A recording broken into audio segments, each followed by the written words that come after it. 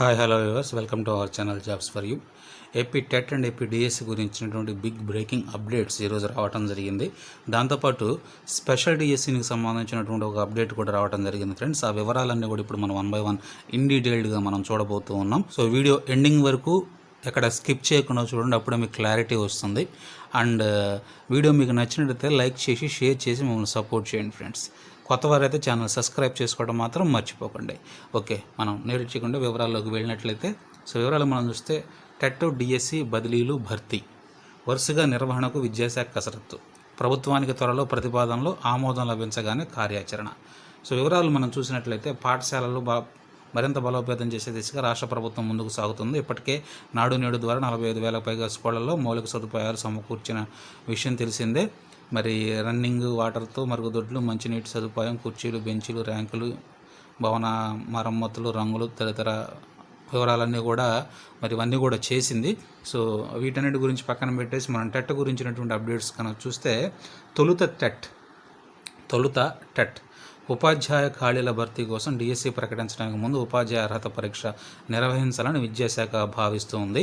ఎందుకంటే 2018లో 2 సార్లు టెట్ నిర్వహించిన అనంతరం మళ్ళీ ఇంతవరకు పరీక్షలు అయితే జరగలేదు.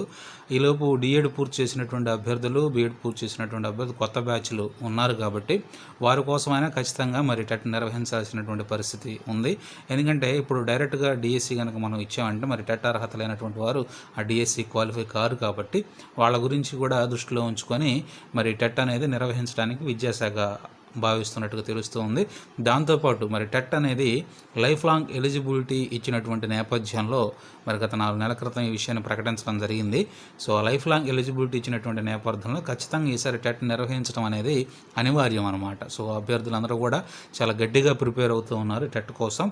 ఖచ్చితంగా లైఫ్ లాంగ్ ఎలిజిబిలిటీ టెస్ట్ అనేది ఉంది కాబట్టి ఈసారి టెట్ రాసేటువంటి విద్యార్థుల సంఖ్య చాలా భారీగా ఉండబోతున్నట్లుగా ప్రభుత్వం ఆల్రెడీ అంచనా వేస్తుంది. అయితే సిలబస్ విషయానికి వస్తే మనం చూస్తే ప్యాటర్న్ ఏ విధంగా ఉండబోతుంది అనేటువంటి విషయాలు మనం చూస్తే ఆంగ్ల నైపుణ్యాలకు సంబంధించి అధిక ప్రాధాన్యత ఇవ్వబోతున్నట్లుగా మనకి చాలా క్లియర్గా అర్థమవుతుంది.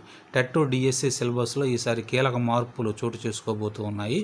ప్రభుత్వ స్కూళ్లలో ఆంగ్ల మాధ్యమ నేపథ్యంలో ఇంగ్లీష్లో అభ్యర్థుల బోధనా నైపుణ్యాలను పరీక్షించేలా చర్యలు చేపట్టనున్నారు. కాబట్టి ఎవరైతే అభ్యర్థులు రాయబోతూ ఉన్నారో ఇంగ్లీష్ మీద ఎక్కువ కాన్సన్ట్రేషన్ చేయాల్సినటువంటి అవసరత చాలా ఉందన్న విషయాన్ని మీరు గమనించుకోండి. ఓకే, దీనికి సంబంధించి టెట్లో ఇంగ్లీష్ ప్రొఫిషియన్సీ కింద అదనంగా పరీక్ష నిర్వహించనున్నారు. అంటే టెట్లోనే అదనంగా ఇంగ్లీష్ ప్రొఫిషియన్సీ కింద అదనంగా పరీక్ష నిర్వహించేటువంటి ఆలోచనతోటి ప్రభుత్వం ఉన్నట్లుగా మనకు అర్థమవుతుంది. అంటే టెట్లో మనం రాసేటువంటి పేపర్లోనే దీన్ని ఒక భాగంగా చేరుస్తారా, లేదా అదనంగా పరీక్ష అనేది మాట ఎక్కడైతే మాట్లాడుతూ ఉన్నారు దాంట్లోనే మార్కులు సవరించి ఒక సపరేట్ పేపర్ లాగా ఇంగ్లీష్ ప్రొఫిషియన్సీ కింద ఇస్తారా అనేటువంటి విషయాన్ని మనం కొద్దిగా వేచి చూడాల్సిందే. దాని గురించి కంప్లీట్ క్లారిటీ కోసం అది ఖచ్చితంగా ఇంగ్లీష్ మాత్రం చాలా ప్రాధాన్యత ఉంటుంది. ఇంగ్లీష్ గురించి ఎక్కువ దృష్టి పెడితే చాలామందికి మంచిదన్నమాట.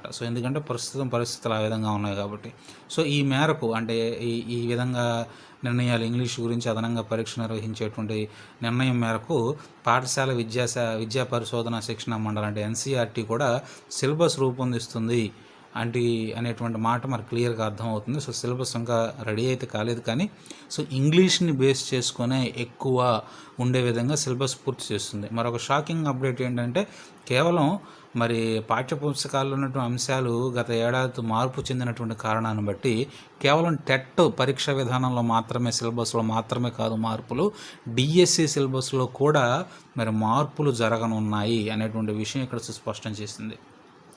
మరోసారి బదిలీలకు అవకాశం అంటే 2021లో టెట్ నిర్వహించినటువంటి అనంతరం డిఎస్సి నోటిఫికేషన్ వచ్చేలా విద్యాశాఖ కసరత్తు చేస్తుంది. అంటే ఖచ్చితంగా ప్రభుత్వం యొక్క ఆలోచన ఏంటంటే 2021లోనే టెట్ నిర్వహించాలి.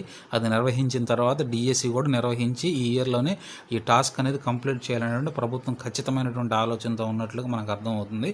అయితే టెట్ నిర్వహించి డిఎస్సి నోటిఫికేషన్ ఇచ్చిన తర్వాత భర్తీ చేసేటువంటి ఆ క్రమానికి ముందుగా మరొకసారి టీచర్స్ ట్రాన్స్ఫర్స్ ప్రాసెస్ని తీసుకొని రావాలని చెప్పి అనుకుంటుంది. ఇప్పుడు ఆల్రెడీ నడుస్తుంది కదా, సో అటువంటి ప్రాసెస్ని మళ్ళీ కొన్ని నెలల తర్వాత డిఎస్సి టైంలో మళ్ళీ తీసుకురావాలని చెప్పి ఆలోచిస్తుంది. ఎందుకంటే ఇంకా వెళ్ళవలసినటువంటి ఎవరైనా ఉంటే అవన్నీ కూడా క్లియర్ చేసుకుని కొత్త భర్తీ చేస్తూ ఉన్నారు కాబట్టి, సో ఖాళీలైనటువంటి పోస్టులు అన్నిటి కూడా క్లియర్ పిక్చర్ తోటి మరి కొత్త వారిని ఆయా ప్రాంతాల్లోకి పంపించడానికి ప్రభుత్వానికి కూడా చాలా క్లియర్ దిక్సూచి ఉంటుంది కాబట్టి ఆ విధంగా చేయడానికి ఆలోచన చేస్తున్నట్లు ఉంది. అంటే ఎక్కువ భాగం ఏంటంటే ఈసారి నోటిఫికేషన్ ద్వారా భర్తీ చేసేటువంటి క్యాండిడేట్స్ని గ్రామ ప్రాంతాలకు పంపించేటువంటి ఆలోచనలో ఉన్నట్లుగా మనకు అర్థమవుతుంది. గ్రామీణ ప్రాంతాల్లో పోస్టింగ్ ఏమైనా అన్నట్లుగా మనకు అర్థమవుతుంది.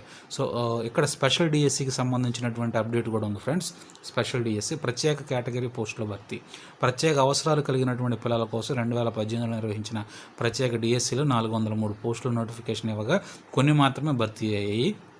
2019లో కూడా 600 చిల్లర పోస్టులకి మరి ఇవ్వటం అయితే జరిగింది. 2018లో జనరల్ డిఎస్సికి సంబంధించి, అంటే 2018 డిఎస్సి ఉంది కదా, దానికి సంబంధించి న్యాయ వివాదాలు తలెత్తడంతో కోర్టులో లావాదేవీలు నడుస్తూ ఉన్నాయి. సో ఇది పెద్ద విద్యాశాఖకు కత్తి మీద సాములాగా మారిపోయిందనమాట. సో వివాదాలు ఒక్కొక్కటి పరిష్కరిస్తే దాదాపు అన్ని పోస్టులకు ఎంపికైనటువంటి అభ్యర్థులకు నియామక ఉత్తర్వులు ఇచ్చారు. అంటే ఏదైతే క్లియర్ అయిపోతూ ఉన్నాయో కోర్టు కేసుల్లో, సో వాటికి సంబంధించి మాత్రం ఖచ్చితంగా ప్రభుత్వం కోర్టు గ్రీన్ సిగ్నల్ ఇచ్చినటువంటి వెంటనే వాళ్ళకి పోస్టింగ్ ఇస్తున్నటువంటి మాట అయితే వాస్తవమే.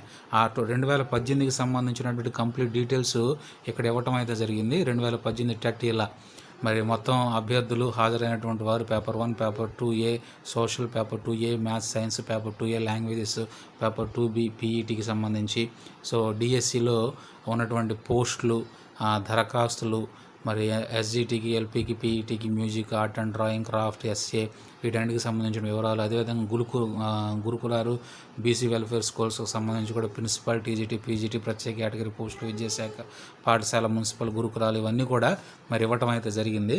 సో ఆ వివరాలు కూడా మీరు చూస్తూ ఉన్నారు. ఆ వివరాలు అయితే మీరు స్క్రీన్ మీద చూస్తూ ఉన్నారు ఫ్రెండ్స్. సో ఇది టెట్ డిఎస్సికి సంబంధించినటువంటి లేటెస్ట్ అప్డేట్స్. సో ఖచ్చితంగా సిలబస్లో అయితే ఇంగ్లీష్కి ఎక్కువ ప్రాధాన్యత ఇవ్వబోతున్నారు అనేటువంటి విషయం మనకు అర్థమవుతుంది. టెట్ సిలబస్లో మాత్రమే కదా, డిఎస్సి సిలబస్లో కూడా మార్పులు రాబోతున్నటువంటి విషయాన్ని గమనించండి. సో ప్రత్యేక కేటగిరీ అంటే స్పెషల్ డిఎస్సికి సంబంధించిన నోటిఫికేషన్ కూడా 2021లోనే జరగబోతుంది. సో ఖచ్చితంగా ప్రభుత్వం టెట్ 2021 నిర్వహించబోతుంది. అలాగే డిఎస్సి 2021 కూడా ఈ ఇయర్లోనే ఆ టాస్క్ నుండి కంప్లీట్ చేయాలనేటువంటి ఆలోచనలో ప్రభుత్వం ఉన్నట్లుగా మనకు చాలా క్లియర్గా అర్థమవుతుంది. సో టెట్ డిఎస్సికి ప్రిపేర్ అవుతున్నటువంటి అభ్యర్థులు ఎవరైతే ఉన్నారో వస్తున్నటువంటి రూమర్స్ని దృష్టిలో పెట్టుకొని ఎటువంటి కన్ఫ్యూజన్కి గురవ్వకుండా మీరు జాగ్రత్తగా ప్రిపేర్ అవ్వండి, బాగా చదవండి. Okay friends. So video ending వరకు చూసినటువంటి అభ్యర్థులకు చాలా థ్యాంక్స్.